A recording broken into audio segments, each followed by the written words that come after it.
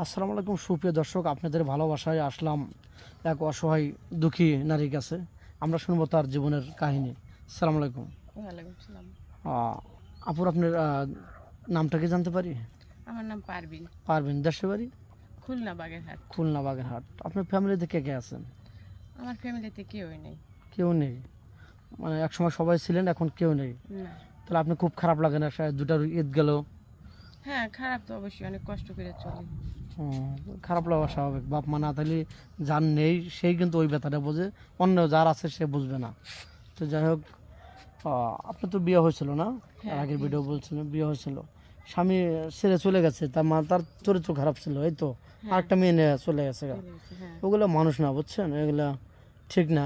কারণ আল্লাহ একজনের জন্য আরেকজন সৃষ্টি করছে, বা আপনার সাথে আবদ্ধ ছিল, কিন্তু তার লোভের কারণে সে আপনাকে ছেড়ে যায় আরেকটা মেয়ে চলে গেছে। তো যাই হোক, নাথিং। আপনার জীবনে এমন কেউ হতে পারে, তার চেয়ে অনেক সুন্দর হতে পারে এই ভিডিওর মাধ্যমে আমাদের দ্বারা, ইনশাল্লাহ আমরা আশাবাদী বা দোয়া করি। তো যাই হোক, আপনি বয়সটা বলছিলেন 30 বছর। একজন হয়তো ফ্যামিলিকে চালাতে তার 40-50 বছর হয়ে গেছে, তার মেনটা ভালো, তার বয়সটা বা যাই হোক মানুষটা অনেক ভালো, অতিরিক্ত ভালো, নামাজ কালাম পরে। আপনি 15 বছর হলে কিন্তু আপনার প্রবলেম হবে না, আমার কোনো প্রবলেম আপনার কোনো প্রবলেম নেই। 50 হলেও আপনি চলবে। চলবে। কিন্তু সে ভালো মনের মানুষ হইতে হবে, যেন আমার কষ্টটা বুঝে যে আমি অনেক কষ্ট করে এই পর্যন্ত আসছি। যাই হোক, আপনি চাচ্ছেন যে আপনি 2 মুঠ ভাত কম খাবেন, আমার ভালো মানুষ দরকার। কারণ আর আগেও পাইছিলাম একটা খারাপ মানুষ। আমি ওরকম আর প্রতারণা বা ওরকম আমি কষ্ট আর জীবনে পেতে চাই না।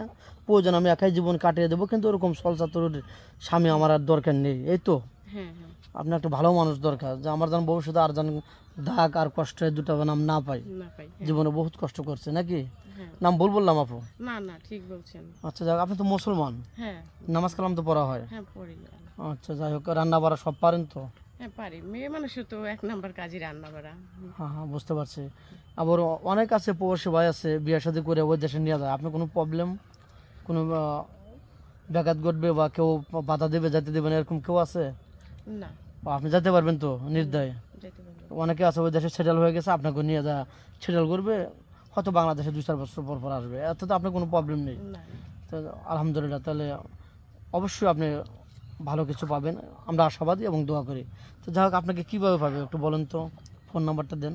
আমার তো ফোন নাম্বার নাই ভাই। এই যুগে কেউ বিশ্বাস করতে চায় না যে এই 2024 সালে এসে কোনো লোকের ফোন নেই, এটা বিশ্বাস করা টাফ।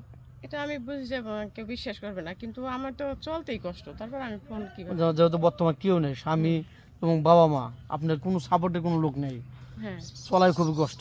এই তো বাইরে শুনতে পারলেন, মেয়েটা কোনো ফোন নেই, চলাই খুবই তার কষ্ট, দুষ্কর।